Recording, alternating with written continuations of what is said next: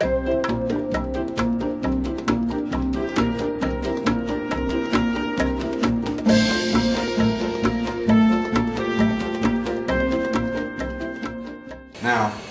I want to start getting a rosy blush, this rosy blush, into this mix. So I'm going to start adding this cadmium red medium. I'm going to go ahead and mix that into the residue, simply because I know I'm not going to need a lot of it, because it'll go a long way. And you can see how potent that cadmium red is. So I'm mixing a very rosy pink. Now that I have that foundation of quote quote white on my canvas, I can begin adding these rosy colors where I'm pretty sure they'll go along. I'm just going to lay them in like yay.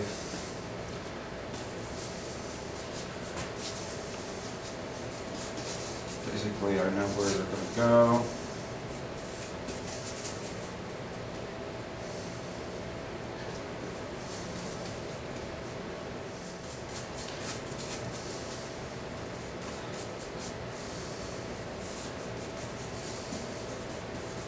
Just laying in what I think I'm going to use right now, and then blend.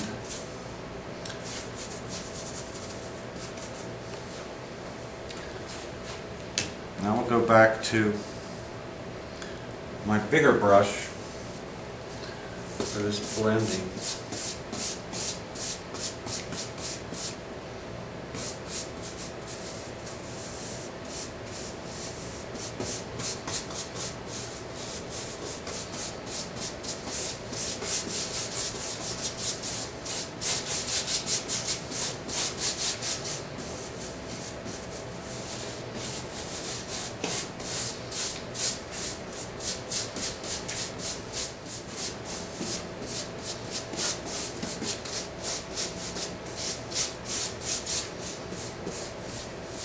So this is how far I've gotten so far in just like a couple of hours.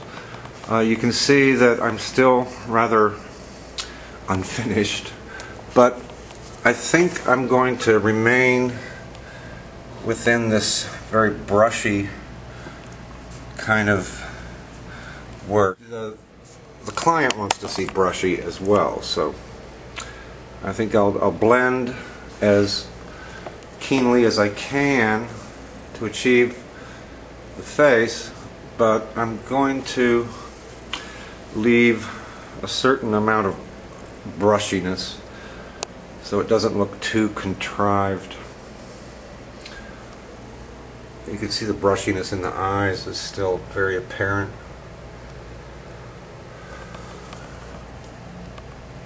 And we will go from here. So I'm midway through the third panel now. It's a little tricky.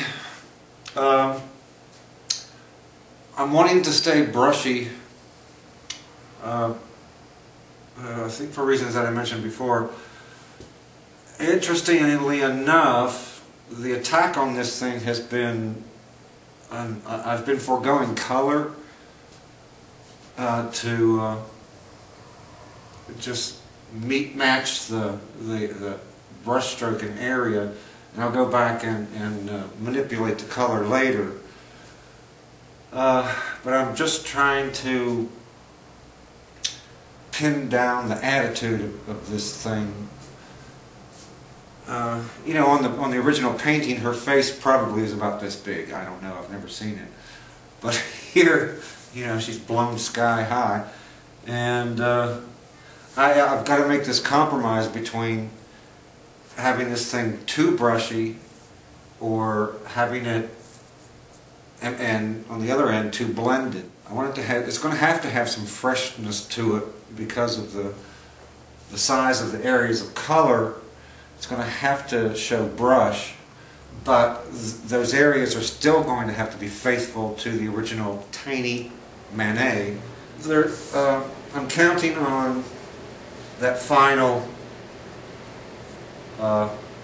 varnish, that honey-colored varnish, to actually do something for me as well. But anyway, we're midway here. No ways to go before I'm happy and content with the way things are matching and the final brushiness slash blendiness of the thing. We'll see where it goes. I'm sure I'll get it. I always do.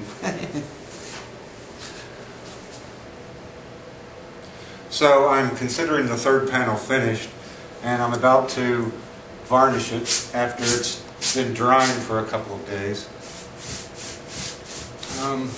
I'll be using the same honey-colored varnish that I used on the other two panels, and I'll be applying it with this chip brush, which I can clean later with some mineral spirits.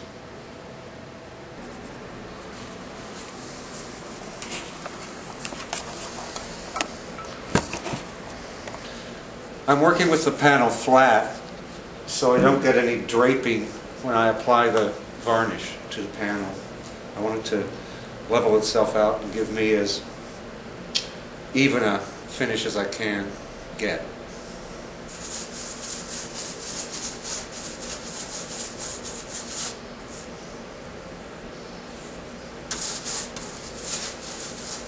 I'll be giving this a second coat as well.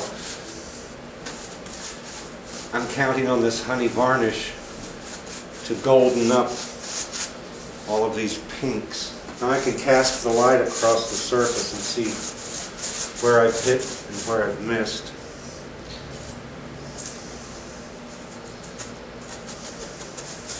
I'm really dragging this across the surface in both directions, several directions. Spread it out. Make sure there's even coverage. And I'm using the light glancing across the surface of what I'm applying to check the thoroughness of my coverage. Once I'm confident I have the coverage I need, I'll let it alone and allow it to settle, making sure that there are no stray pieces of dirt or hairs on the brush.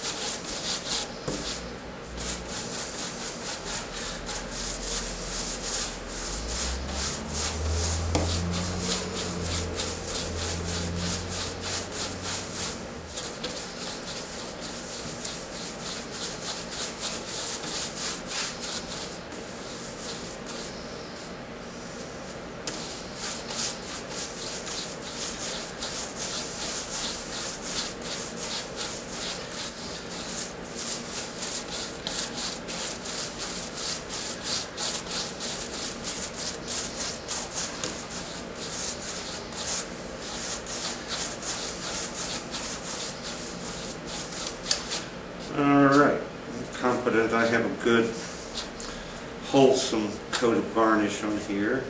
And here she is varnished. You can see how she's a little more golden.